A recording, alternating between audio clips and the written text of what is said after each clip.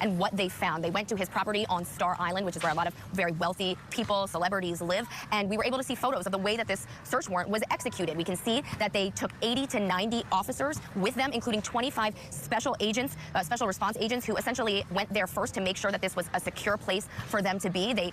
We were able to see the mangled gate because they used an armored truck to get through Sean Combs' gate. And when they got inside, they really zeroed in on one of his master closets. It was a huge room. They said it was a typical person's 1 or 2 bedrooms that size. And we were able to see a photo from the shelf that showed a whole range of things, from guns that were left out in the open to platform heels, sex toys, baby oil, Astroglide, lingerie, all of these things just out in this closet for people to be able to see. And then we saw another photo where they essentially took everything out. And we're going through the materials right now, one by one. The big emphasis this afternoon was on these guns, which, by the way, of course, it's not illegal to own guns. But the focus here was the fact that these were 2 AR-15s that were disassembled. The top part of the AR-15 had been wrapped in a towel. The bottom part, where the trigger is, had been put into a cardboard box with completely loaded magazines that were compatible with that AR-15 should it have been assembled. But the part that they focused on was the fact that there were serial numbers that were completely cut out of both of these guns, and the fact that they were kind of just laid about in the closet next to a pair of heels. We left the afternoon actually on those heels.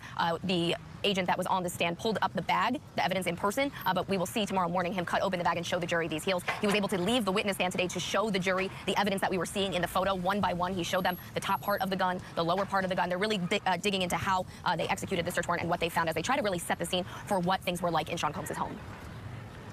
And Alex, just before this discussion, we heard from another escort. What was the purpose of hearing from him? Well, the purpose of the escorts is for the prosecution to establish that this is not something that Cassie wanted to be doing. But I would say that I was a little bit confused by the testimony this afternoon because it kind of backfired on the prosecution when you look at the kinds of answers that he was given. During cross-examination, they asked if she ever appeared to be under the influence, if Sean Combs appeared to be under the influence. And he said that they never appeared. In the 8 to 12 times that he was with them as a couple, they never appeared under the influence. Obviously, that's contradictory to the general statements that we saw Cassie made. She didn't necessarily testify specifically to this instance, but that is contrary to what the prosecution was going for there. And there was some discussion about her being directed by Combs, whether it was to move a candle in one way, that she would just reposition her body at the direction of Sean Combs. But overall, this witness testified that he didn't believe that she didn't want to be there, that he said that she didn't express any discomfort in the times that they were together. So it'll be interesting to hear if we hear from any more escorts. But that was kind of the picture that he painted this afternoon. By the way, tomorrow we have a couple more witnesses, but either tomorrow afternoon or Thursday morning, we do expect to hear from Kid Cudi, obviously the entertainer, somebody that she was affiliated with romantically at points, that she was also connected to Sean Combs. We heard from her mother this morning that